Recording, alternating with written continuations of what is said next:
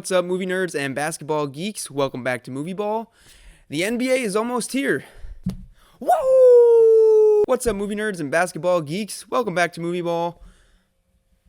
I need to get a haircut soon. It's about time. One of those intros will work. I filmed two, and I was like, they're both not good, but let's just move on.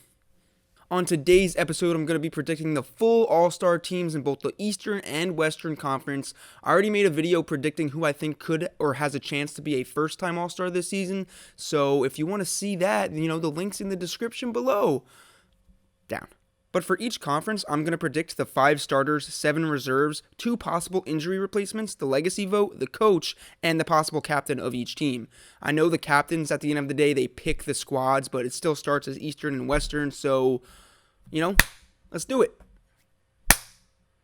Starting with the Eastern Conference, there aren't as many locks for making the team as there are in the West. In my opinion, there's only 2 absolute certainties for making the team, and starting for sure, and those 2 are Giannis and Embiid. Giannis just won MVP, and he's the best player in the conference. He's going to be the captain. It's just obvious at this point. And with Embiid, he's the second best player in the conference. The fan vote is there for him. Everyone loves his personality, and he's obviously a great player. So I presume he's going to put up huge stats on a Sixers team that should have a lot of wins come All-Star break. The next player I have starting is Kyrie Irving. Some might believe he's a lock still, but I'm not so sure about that. I still think he makes the team. Obviously, I do think he's going to be starting at the end of the day, but to say he's 100% surefire, absolutely locked in to starting the Eastern Conference, I'm not so high on that. But even after a drama-filled campaign last season, Kyrie is still one of the best players in the league, and even if his leadership is still in question, his skill isn't, and he's going to be voted in with that name recognition. The other guard I've got starting is Kemba Walker. The Celtics might be very good, or they might just be good, but regardless, Kemba is still going to have another big year.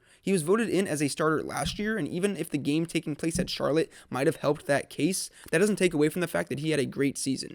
In my opinion, there aren't many other starter-worthy guards in the Eastern Conference, so I believe that Kemba will get voted in. And with the last forward spot, I'm going to go with Blake Griffin. This might be a surprise to some people, but with Kawhi gone, that last forward spot is up for grabs. There's some other names I considered, but ultimately, Blake Griffin is still a star with mainstream fan recognition, and if he can stay healthy and the Pistons can remain at least a subpar team, then I think he'll snatch that spot up.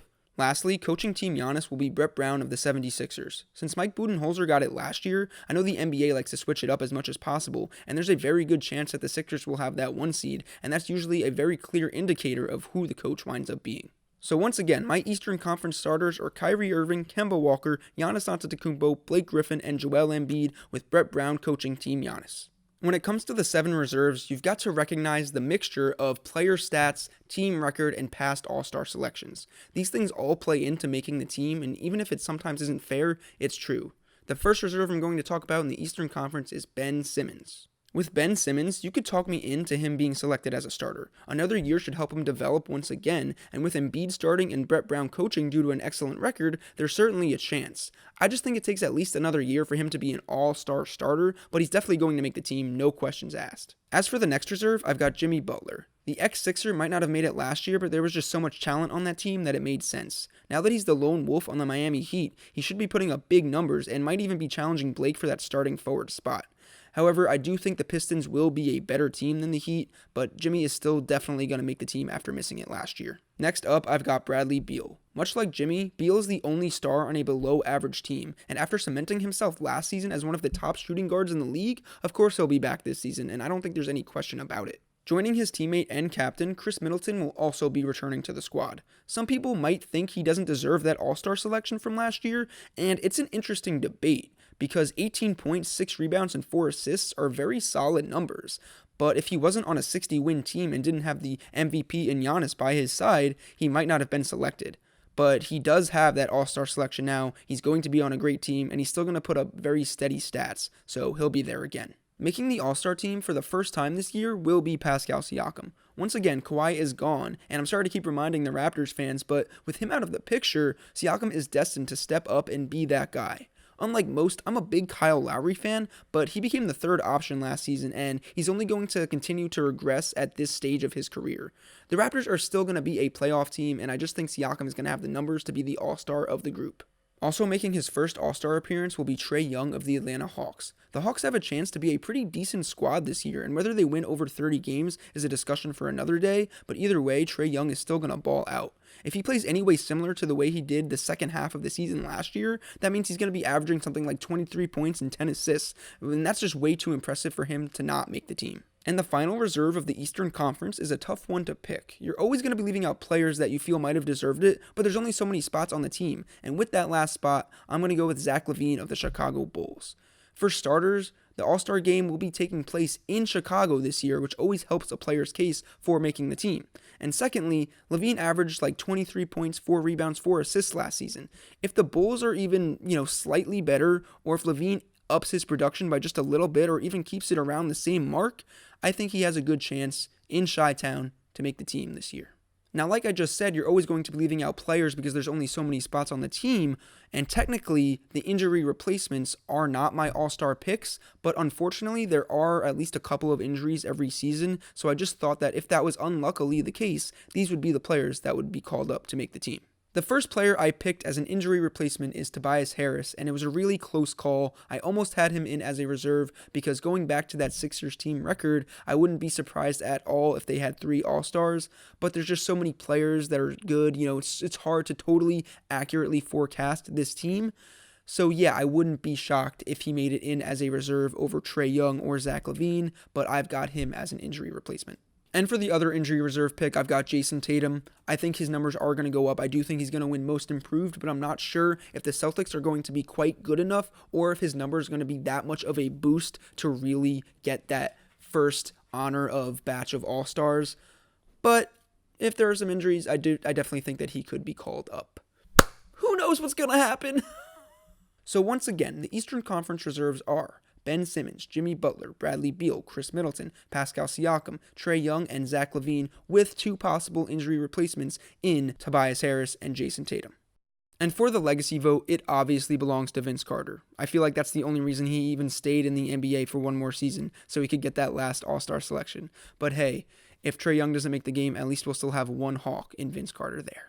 Now, shifting over to the West, unless there's a major injury, I pretty much believe everyone I'm about to state is a lock. Steph Curry, James Harden, LeBron James, Kawhi Leonard, and Anthony Davis, with LeBron once again being the captain. Even if someone potentially has a better season than any one of these guys, the fan vote is typically always with these players, specifically LeBron and Steph. No questions asked, they'll be starting, and even these other players, they're just locks in my eyes. And coaching Team LeBron will be Doc Rivers of the Los Angeles Clippers. He is my pick for Coach of the Year, so I've got to have him there. I just think that they're going to have the record and they're going to be one of, if not, the top seed. Beginning the list of reserves, we have Damian Lillard. He went from a player that consistently got snubbed to a player that will never miss the All-Star game again.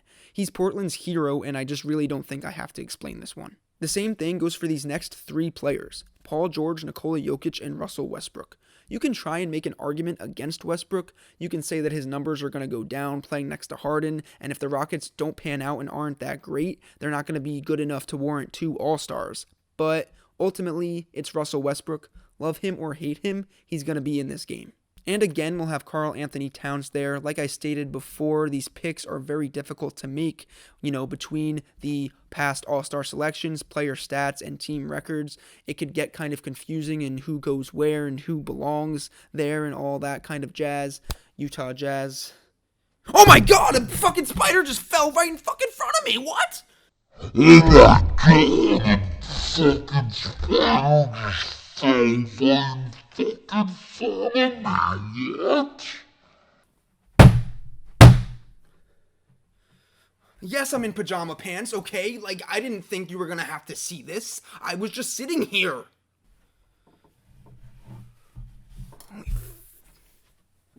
Oh my god, my heart is racing. So yeah, Karl Anthony Towns, he's gonna be there.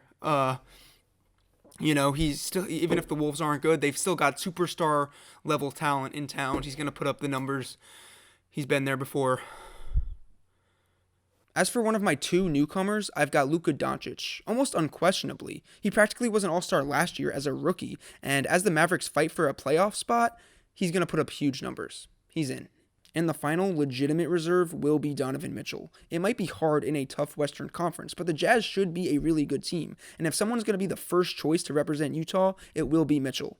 The voters, the media, they all typically respond to scorers, and that's what they like to vote for, and that's exactly what Mitchell is there to do. He's going to up his scoring numbers even more and his stats all across the board, so he's in.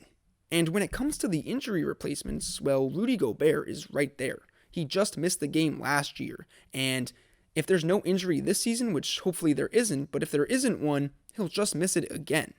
Gobert is a dominant defensive presence that will be a huge part of Utah's success, but it might be hard to imagine 2 Jazz players on the All-Star team in a stacked Western Conference. And the last injury replacement is Devin Booker. Again, stacked conference. If Booker wants to make this team, he's going to have to consistently put up T-Mac or Kobe-like numbers throughout the entire season, which I think he's capable of, but he has to do that because, again, the Suns are going to be at the bottom of the conference. And even if they've got a better team around them and they have improved, the entire West has improved. So it's just a stacked conference. Finally, who could be the legacy vote for the Western Conference? Does there need to be one? Like, what if no one's retiring? Do they have to be retiring?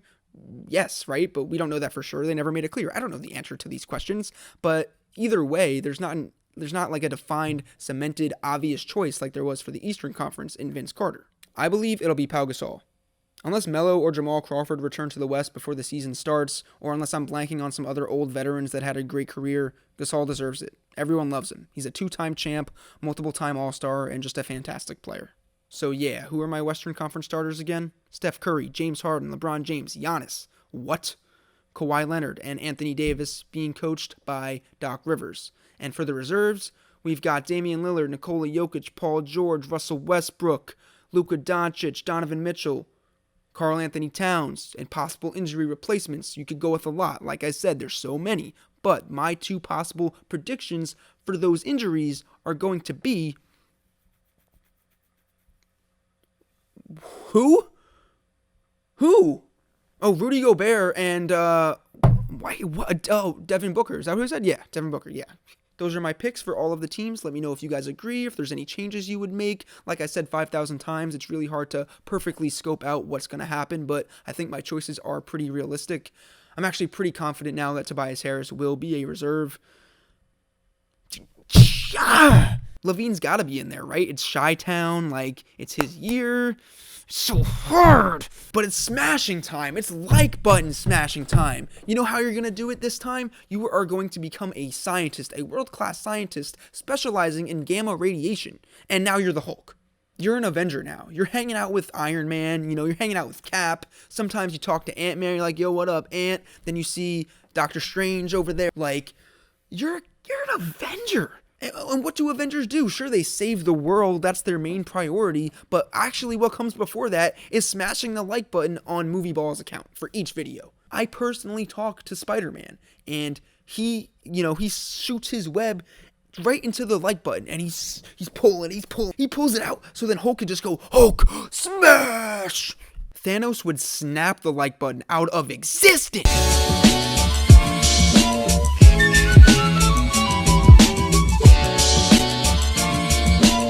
I can't believe a spider just fell in front of me. Maybe it was Spider-Man. Maybe he was trying to send a signal to get you guys to Hulk smash. I don't know.